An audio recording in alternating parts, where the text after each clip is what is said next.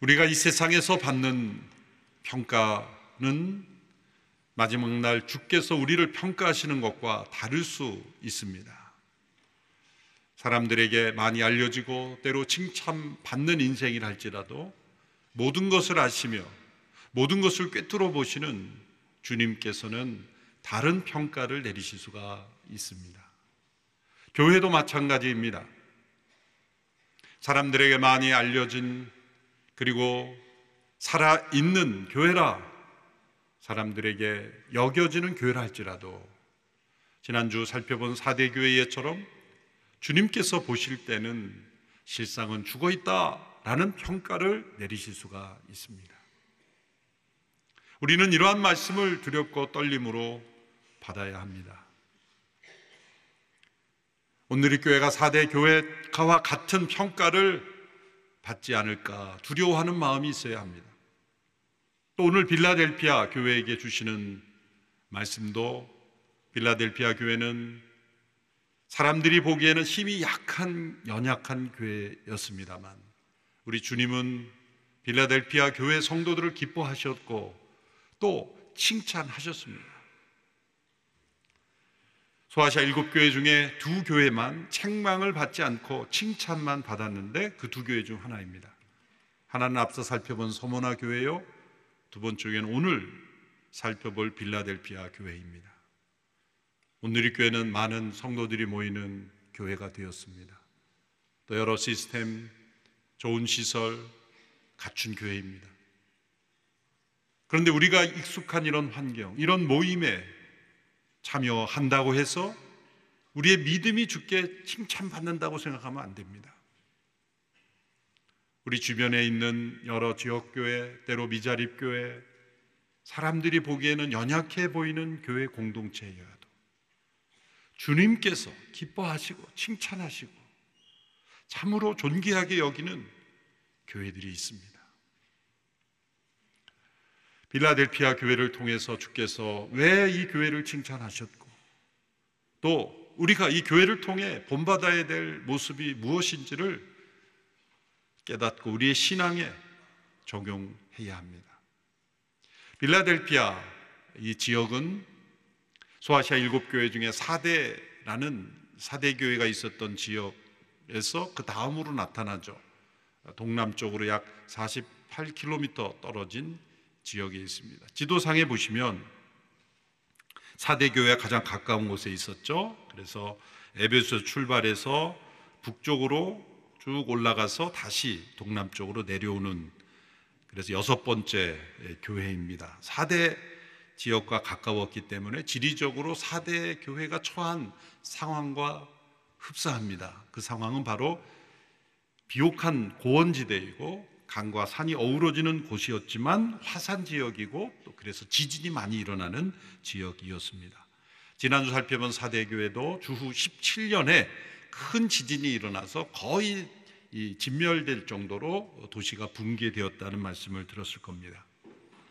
그런데 이 빌라델피아 교회는 그 4대 지역처럼 큰 지진은 아니지만 잦은 지진이 많이 일어나는 지역이었습니다. 아마도 4대 지역이 진앙지가 주로 되었고 이 빌라델피아가 그 주변이었기 때문에 여진이 많이 일어나는 지역이 아니었나 추측해 볼 수 있습니다. 역사가들에 의하면 벽에 금이 가지 않는 딸이 어쩔 정도로 계속해서 이 지진이 자주 일어나는, 얼마나 그 살기가 불안했겠습니까? 늘 두려움입니다. 언제 이 도시가 무너질까? 그 두려움과 그 공포 속에 살아가던 그 도시에 있던 교회입니다. 그래서 대부분의 시민들이 도시에 거주하지 못하고 이 넓은 지역에 흩어져서 농사를 짓고 땅을 딛고 그냥 살아가는 그러한 상황이었다고 합니다. 지리적으로는 이렇게 4대 교회와 가까운 특성이 있지만 영적인 상황으로는 같이 칭찬받았던 서모나 교회와 비슷한 상황에 처해 있었습니다.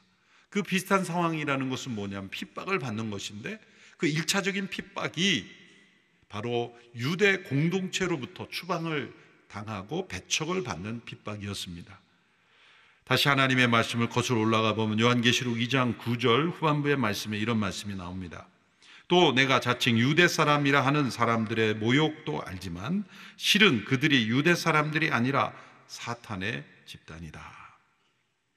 유대 사람들이라는 사람들의 모욕, 유대 사람입니다. 유대 민족입니다. 디아스포라 유대인들입니다. 그런데 그들이 실상은 사단의 집단이다. 그러니까 유대 민족이 아니라는 뜻이 아니라 유대 민족인데 그들이 사단의 통로가 되는 사람들이라는 겁니다. 소아시아 지역의 유대인 공동체가 얼마나 많이 퍼져 있는지는 정확하게는 알 수 없지만 곳곳에 회당이 있었던 것은 분명합니다. 요한계시록에도 서머나 지역, 빌라델피아 지역에 있었다는 것이죠. 그런데 이들이 예수님 믿는 이들을 핍박했다는 겁니다. 아니, 그런 사람 안 보고 살면 되지, 뭐 그것이 어려운 것인가 이렇게 생각할 수 있겠지만 유대인의 회당으로부터 낙인이 찍히고 추방당하고 배척받는 것은 곧 유대 사람들만이 아니라 로마 당국으로부터 직접적으로 핍박을 받는 대상이 되는 것입니다. 왜냐하면 로마 제국은 자신들이 지배하고 있었던 피지배 민족의 종교와 문화를 자신들이 정복하기 이전의 종교는 인정을 해주었습니다. 유대교로서 유대인의 회당도 세우고 그들이 로마 황제의 신전도 세워지고 하지만 그들의 종교를 어느 정도 인정해 주어야 공존할 수 있고 지배가 되기 때문에 종교까지 말살하면 지배 통치가 되지 않는다고 생각을 했었을 겁니다. 그래서 어느 정도는 인정을 해준 거죠. 일종의 좀 자유를 누릴 수 있는 조언이 됐을 겁니다. 근데 유대인의 회당으로부터 축출됐다고 한다면 이제 신흥 종교로 여겨지기 때문에 로마 제국의 직접적인 핍박의 표적이 되는 것이죠. 유대인들이 왜 예수님 믿는 사람들을 이렇게 배척했을까요? 왜 회당으로부터 내쫓아냈을까요? 그것은 혈통적으로 아브라함의 후손들만이 하나님 나라의 백성이라는 그런 신념 때문입니다. 매우 잘못되고 거짓된 가르침이죠.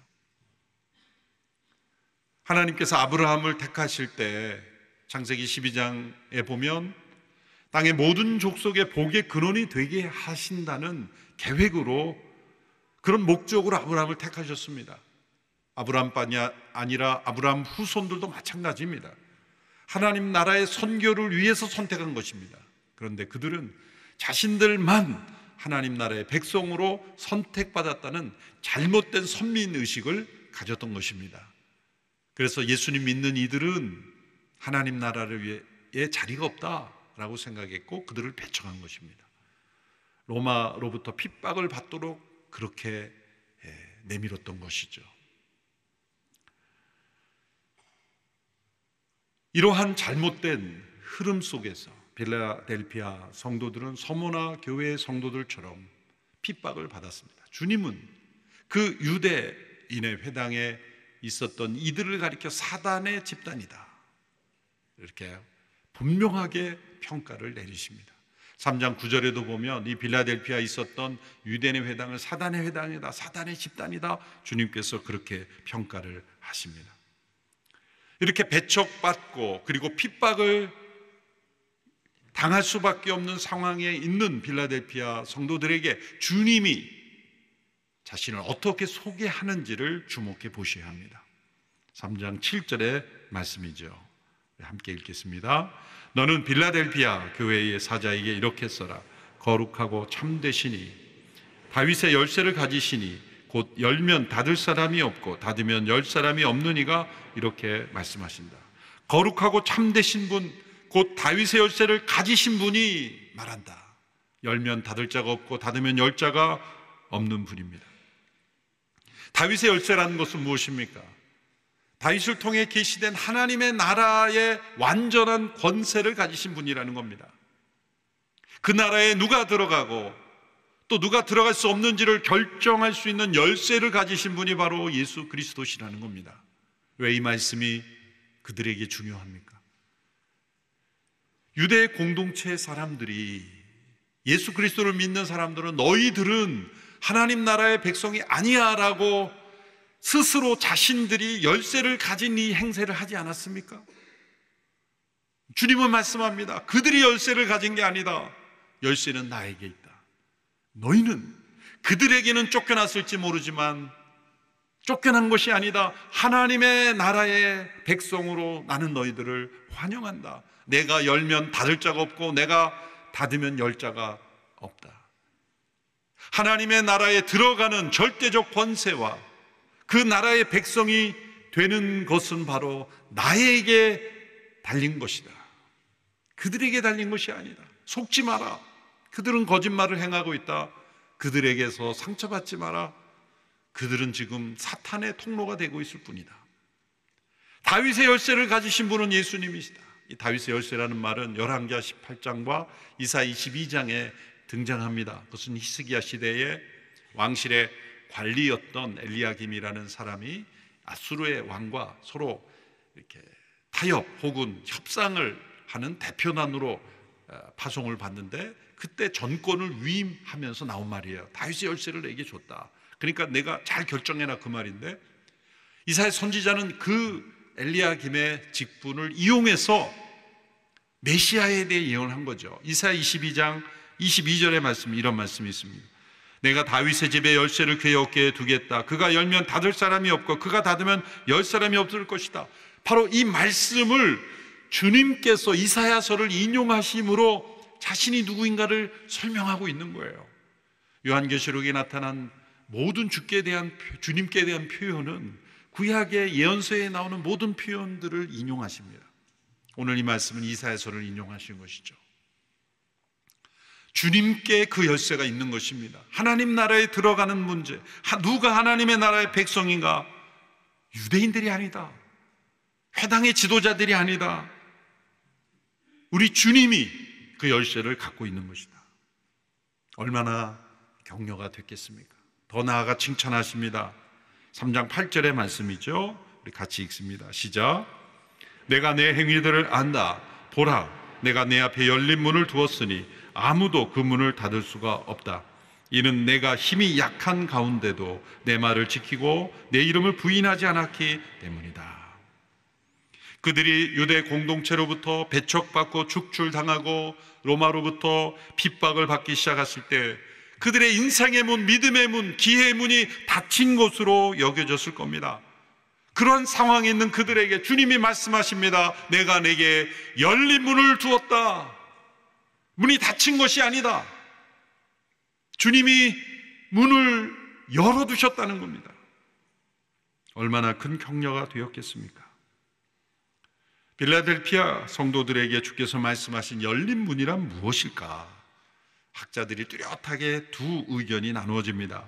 새로운 사역이나 전도의 기회가 열렸다라고 해석하는 분들과 하나님 나라로 들어가는 문이라고 해석하는 분입니다. 어떤 해석이 맞을까요? 여러분, 열린 문이라고 단어 자체가 열려 있는데 어느 한 가지만 옳다 그럴 필요가 없어요. 두 가지 다 가능한 것입니다. 이 열린 문을 새로운 사역의 기회, 전도의 기회라고 해석하면 우리에게 적용할 점이 많습니다. 살다 보면 인생의 문이 닫혔다고 생각되는 순간이 닥쳐옵니다. 가고자 하는 상황마다 막다른 벽에 부딪히는 경험을 하게 됩니다. 그때 우리는 무릎을 꿇고 눈물을 흘리며 기도하게 됩니다. 신비로운 것은 눈물을 흘리며 막힌 문 앞에 서 있을 때 놀랍게도 하나님께서 예비하신 열린 문이 있다는 것을 발견하게 됩니다. 하나님께서는 우리의 삶과 사역을 인도하실 때 문을 닫으심으로 인도하실 때가 있습니다. 하나님이 닫으신 문은 인간이 결코 열 수 없습니다. 또 하나님께서 열어놓으신 문은 인간이 닫을 수도 없습니다. 하나님이 닫으신 문 앞에서 아무리 불평하고 하소연해봐야 소용없습니다. 하나님께서 열어주신 문 앞에서 주저한다면 하나님의 인도하심을 경험할 수가 없습니다. 이스라엘 역사가 바로 그것을 보여줍니다. 이스라엘이 출애굽한 직후에 하나님께서 인도하신 길은 길이 아니었습니다. 출애굽한 이후에 그들이 약속의 땅으로 가려면 다른 길로 갔어야만 했습니다. 좋은 길이 있었습니다. 많은 사람들이 다니는 길이 있었습니다. 그런데 홍해 앞으로 인도하셨습니다. 막힌 문입니다. 앞은 바다요, 뒤는 애굽의 군대가 따라옵니다. 바로 그 상황 속에서 하나님은 막힌 문 자체를 열린 문이 되게 하신 것입니다. 홍해가 갈라지게 하셨습니다.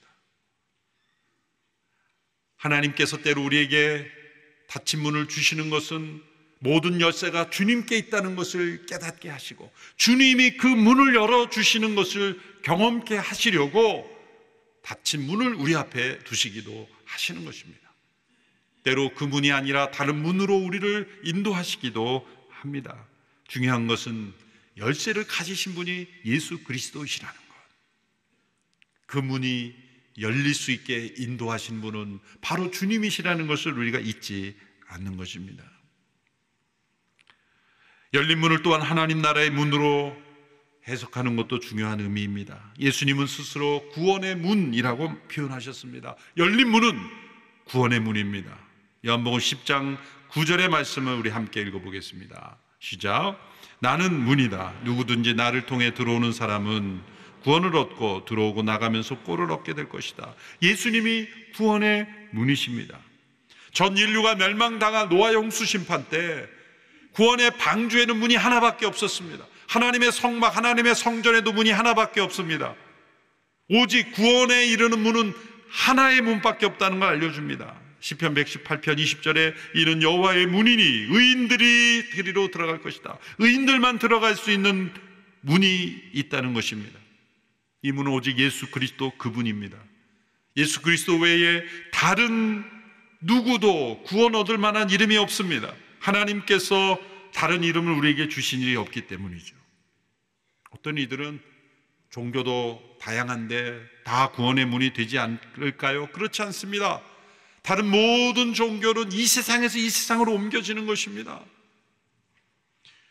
유교가 왜 제사를 오래 지냅니까? 이 세상을 떠나지 않기를 바라는 거죠. 이 세상에서 입고 있던 것, 먹는 음식, 고인이 된 분도 이 세상에 집착을 한다는 우리의 표현 아닐까요?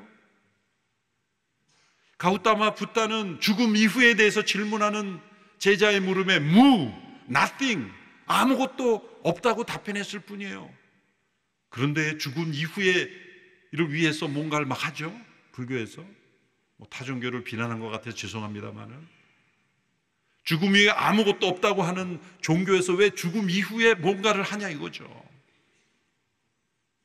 죽음 이후에 어떤 존재를 믿지 않으면서 왜 nothing이라고 창시자는 그렇게 말했는데 죽음 이후에 것을 위해서 뭔가를 하는 것은 앞뒤가 맞지 않는 거예요. 오직 예수 그리스도만이 죽음 너머의 영원한 생명을 말씀하셨고 생명을 주시는 분이라고 말씀하셨고, 그분은 죽음에서 다시 사심으로 우리에게 부활의 생명을 주시는 유일한 분이십니다. 그분은 구원의 문이십니다. 예수님만이 구원의 문이라는 주장이 너무 배타적이지 않습니까? 그렇지 않습니다. 요한복음 10장 9절에 뭐라고 말씀하셨습니까? 누구든지 나를 통해 들어오는 사람은 구원을 얻는다. 누구든지. 얼마나 포용적입니까? 누구를 배제한단 말입니까? 누구든지. 수고하고 무거운 짐진 자들아 다 내게로 오라. 이렇게 말씀하실 수 있는 분은 오직 예수님 한 분밖에 없습니다. 여러분, 누군가 무거운 짐을 가지고 여러분들에게 와서 도와달라고 하면 가까운 사람이면 도와주겠죠. 계속 찾아오면 여러분 부담될 거예요.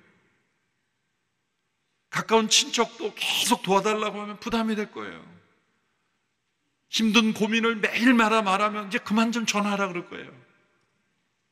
수고하고 무거운 짐진 자들이 우리에게 찾아올 때 우리는, 인간들은 얼마나 감당할 수 있을까요? 주님은 수고하고 무거운 짐진 자들아 다 내게로 오라. 이 말씀 한 구절 봐도 우리 주님은 진정 하나님이신 분이십니다. 그런데 왜 이 열린 문으로 사람들이 나가지 않을까요? 이 열려있는 구원의 문으로 왜 가지 않을까요? 이 열린 문이 좁은 문이기 때문이에요. 마태복음 7장 13절 14절의 말씀을 보십시오. 같이 읽습니다. 시작. 좁은 문으로 들어가라. 멸망으로 인도하는 문은 크고 그 길은 넓어 그곳으로 들어가는 사람이 많다. 그러나 생명으로 인도하는 문은 좁고 그 길은 험해 그곳은 찾는 사람은 적다. 이 구원의 문은 활짝 열린 문이지만 동시에 좁은 문입니다. 왜 좁은 문입니까? 이 문으로 들어가려면 자신의 죄인됨을 인정해야 합니다. 자기 십자가를 지고 자기를 부인하고 들어가야 합니다. 자신이 하나님의 진노를 받아 마땅한 죄인임을 고백하고 오직 예수님의 은혜와 공로만으로 내가 이 문으로 들어갈 수 있음을 인정해야 하기 때문에 좁은 문입니다. 세상의 많은 문은 뭐라고 외칩니까? 내 자신을 존중하라, 인정하라, 너의 가치는 소중하다, 그것을 뛰어넘어 너가 하고 싶은 대로 해라, 너의 감정에 충실하라, 사람들의 시선을 의식하지 마라, 누군가 너를 죄인으로 낙인 찍는 것에 끌려가지 마라, 종교는 필요 없다, 너가 인생의 주인이다. 이렇게 넓은 문으로 인도하는 문이 사람들이 편하기 때문에 좁은 문으로 오지 않는 거예요. 그러나 이 문은 열린 문이며 동시에 좁은 문입니다. 진정 구원의 문이기 때문입니다. 누구든지 이 문으로 자기를 부인하고 자기 십자가를 지고 우리 옛사람이 그 예수님의 십자가에서 죽임당한 것을 믿음으로 받아들이기만 하면, 마음이 가난하여 자신의 죄를 애통하며 그리고 슬퍼하며 나오기만 하면 이 문은 활짝 열려있는 문입니다. 그러나 교만하고 자기 의에 빠져서 예수 그리스도의 은혜가 필요 없다고 여기는, 자기를 주장하며 자기 힘과 능력으로 살아가려는 인생은 결코 통과할 수 없는 문이기에 좁은 문입니다. 주님께서 필라델피아 성도들에게 내 앞에 열린 문을 두었다. 하나님 나라에 들어가는 것은 세상에 누군가가 결정하는 것이 아니다. 그 열쇠는 나에게 있고 너희 앞에는 열린 문이 있다. 너희들은 좁은 문으로 향하고 있기에 너희들은 열린 문으로 들어갈 것이다. 구원에 대한 약속과 보장을 주시는 말씀이죠. 또한 이들을 칭찬하시는 이유가 나옵니다. 이들은 연약한 가운데서도, 힘이 약한 가운데서도 주의 말씀을 지키고 그 이름을 부인하지 않았기 때문입니다. 4대 교회에 비해서 빌라델피아 교회는 교세도 약할 뿐만 아니라 어쩌면 로마 신분 사회에서 낮은 계층의 신분이었을 가능성도 있습니다. 그렇다면 경제로도 약했을 것입니다. 그러나 이런 약함은 주님 보시기에는 약점이 아니라는 거죠. 이 약함은 도리어 하나님의 은혜와 능력을 체험하는 통로가 되었다는 것입니다. 그들은 약한 가운데서도 말씀을 지키고 순종했다는 거예요. 여러분, 오늘 이 교회처럼 규모가 큰 교회에 출석하는 것이 내가 믿음이 좋은 것이라고 단정져서는 안 됩니다. 얼마나 주의 말씀을 지켰는가, 순종했는가, 그것이 우리 주님이 칭찬하시는 이유입니다. 빌라델피아 교회 성도들이 유대인의 회당에서 배척당하고 로마에서 핍박당하는 시험에 처했지만 세상적인 힘으로 이겨낸 것이 아니라 하나님의 은혜와 능력을 의지하는 믿음으로 이겨냈다. 주님은 그것을 칭찬하시는 거예요. 4대 교회가 어쩌면 그들은 힘이 강했기 때문에 어쩌면 세상적인 힘으로 그것을 이겨내려고 했을지도 모릅니다. 그러나 이들은 당할 수밖에 없었어요. 그저 인내할 수밖에 없었어요. 그들의 힘은 말씀을 지키는 것, 그것이 유일한 힘이었을지 모릅니다. 그러나 주님은 그것을 칭찬하시는 겁니다. 여러분, 세상에서는 강점이라고 생각되는 것이 하나님의 능력과 은혜를 체험하는 데는 약점이 될 수가 있습니다. 정반대로 세상에서는 약점이라고 여겨지는 것이 하나님의 능력을 체험하는 데는 강점이 될 수 있어요. 모세가 왜 출애굽의 지도자로 쓰임 받았습니까? 그가 애굽의 왕궁에서 최고의 교육을 받은 엘리트였기 때문입니까? 아닙니다. 40세까지 그가 받은 최고의 교육의 결과는 무엇입니까? 자기 혈기가 가득하여 사람을 쳐 죽이는 것이었습니다. 그로부터 40년 동안 그는 미디안 광야에서 양을 치는 목자로서 양들과만 상대해서 이제는 사람과 내가 소통할 수 있을까라는 의구심이 가질 정도로 약함에 처해 있을 때 하나님이 그를 출애굽의 지도자로 쓰신 겁니다. 하나님이 왜 아브라함을 믿음의 조상 그리고 열국의 아버지로 택하셨습니까? 그의 아내 사라가 아이를 낳지 못하는 연약함 가운데 있었기 때문이에요. 하나님은 그러한 가정을 부르셔서 오히려 전능하신 하나님의 능력을, 그 은혜를 보여주시려고 약함 가운데 있는 가정을 부르신 것입니다. 창세기 시대의 믿음의 조상, 열국의 아버지로 택함을 받기에 인간적인 조건으로 합당한 사람이 있다면 구약의 욥이 아닙니까? 욥은 창세기 시대 인물입니다. 얼마나 믿음이 훌륭합니까? 자손도 많이 낳는 가정입니다. 하나님을 경외하는 가정입니다. 믿음의 조상이 되기에 충분한 믿음이 있습니다. 열국의 아버지가 될 수 있습니다. 그런데 욥을 믿음의 조상으로 부르지 아니하시고 열국의 아버지로 부르고 그에게 오히려 심한 고난을 통해 믿음을 증명하게 하시고 아브라함을 부르셨습니다. 약함을 통해 하나님의 능력을 증거하기 위해서입니다. 야곱은 인간적인 지혜에 꾀가 많았던 사람이죠. 야곱이 만일 오늘 이 시대에 태어났다면 아마 창업을 통해 세계적인 그룹 부호가 됐을 거예요. 그런데 그의 인간적인 꾀는 하나님 보시기에는 약점이 될 수 있었어요. 그래서 그의 환도뼈를 위골시킴으로 그가 하나님을 간절히 의지하는 자로 변화시킴으로 이스라엘이 탄생하게 하신 거예요. 나오미란 여인은 가난했던 베들레헴을 떠나 모압으로 이민가여서 새로운 꿈을 꾸었죠. 모압에서 남편과 두 아들이 먼저 세상을 떠납니다. 그 상실의 아픔 속에서 룻이라는 자부와 함께 되돌아오죠. 그로 인해 보아스라는 남편을 룻이 만나게 되고 메시아의 족보에 함께 쓰임받는 인생이 됩니다. 우리 인생의 약함은 도리어 하나님이 쓰시는 통로가 되고 우리가 강점이라고 여기는 것들이 오히려 하나님이 쓰실 수 없는 약점이 될 수 있다는 것을 기억하십시오. 사도 바울도 얼마나 강점이 많았습니까? 그러나 그에게 있던 모든 강점을 바울은 배설물처럼 여기었다고 말합니다. 왜일까요? 주님의 능력과 은혜가 나를 통해 역사되는데 오히려 장애물이 될 수 있다는 거죠. 도리어 그가 육체의 가시 속에 고통받고 또한 그가 유대인들로부터 엄청난 고난과 핍박을 받는 약함에 처해 있을 때 그리스도의 능력이 자신 안에 머물렀다는 고백을 하는 거예요. 그래서 내가 약할 그때고 강함이라, 위대한 신앙의 고백을 하는 것입니다. 빌라델피아 교회 성도들이 약함 가운데 있었으나 그들은 주의 말씀을 지켰고 인내하며 승리하는 믿음을 보여주었다는 것. 그래서 주님은 칭찬하십니다. 신학자 가운데 마르바 던이라는 여성 신학자가 있습니다. 이분은 어렸을 때부터 병을 많이 앓아서 돌아가실 때까지 많은 그런 질병 속에 고통받았던 그런 분인데 훌륭한 책들을 많이 썼어요. 특별히 안식같이 중요한 책들을 써신 분인데요. 그분이 이런 문장을 남겼습니다. 그리스도의 나라를 지탱하는 것은 세상 기준에 따른 힘이 아니라 그리스도의 은혜를 빛나게 하는 약함이다. 자신의 약함 속에서 그리스도의 은혜를 드러나게 했다는 체험적인 고백입니다. 이렇게 약함 속에서 믿음을 지킨 빌라델피아 성도들에게 주님은 세 가지 약속을 주십니다.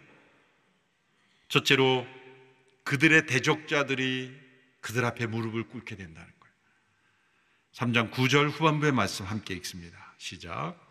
보라, 내가 그들로 내 앞에 발 앞에 무릎 엎드리게 하고 내가 너를 사랑하는 줄을 알게 할 것이다. 발 앞에 꿇어 엎드린다는 것은 굴복한다는 의미보다도 회개하고 돌아온다는 것이요. 왜? 그 다음 말씀 보면 내가 너를 사랑하는 줄 알게 될 것이다. 그렇게 핍박했던 이들이 주님의 사랑을 알게 되는 거예요. 예수 믿지 않는 가정에 시집가서 많은 핍박을 시부모로부터 받고 시댁으로부터 받았지만 정말 그 핍박 가운데 약함 가운데 인내하다가 나중에는 부모님들이 그들이 그 가정이 주님의 사랑을 알고 변화되는 그런 이야기들도 있지 않습니까? 약함 가운데 믿음을 지킨 자들 하나님은 반드시 지켜주시고 구원을 베푸시는 통로가 되게 하신다는 겁니다. 둘째로 온 세상에 임할 시험으로부터도 지켜주신다는 겁니다. 10절의 말씀이죠. 함께 읽습니다. 내가 내 인내의 말을 지켰으니 땅 위에 사는 사람들을 시험하기 위해 온 세상에 시험이 닥칠 때 나도 너를 지켜줄 것이다. 더 큰 시험이 임할 것인데 그 시험으로부터도 지켜줄 것이다. 시험을 없애주는 것이 약속이 아닙니다. 주님 다시 오실 때까지 시험은 사라지지 않습니다. 우리 인생에는 언제나 시험이 다가옵니다. 우리의 사는 역사에도 시험이 끊이지 않을 것입니다. 국지적인 시험만이 아니라 온 세상에 임할 시험이 있다고 말씀합니다. 그 시험으로부터 지켜줄 것이다. 너희들이 내 말을 지켰으니. 여러분, 우리가 주의 말씀을 순간순간 지키는 것은 우리가 앞으로 당할 큰 시험으로부터 주께서 보호해 주시는 은혜가 되는 것입니다. 주의 말씀 우리가 지킬 때 주께서 우리를 보호하시는 거예요.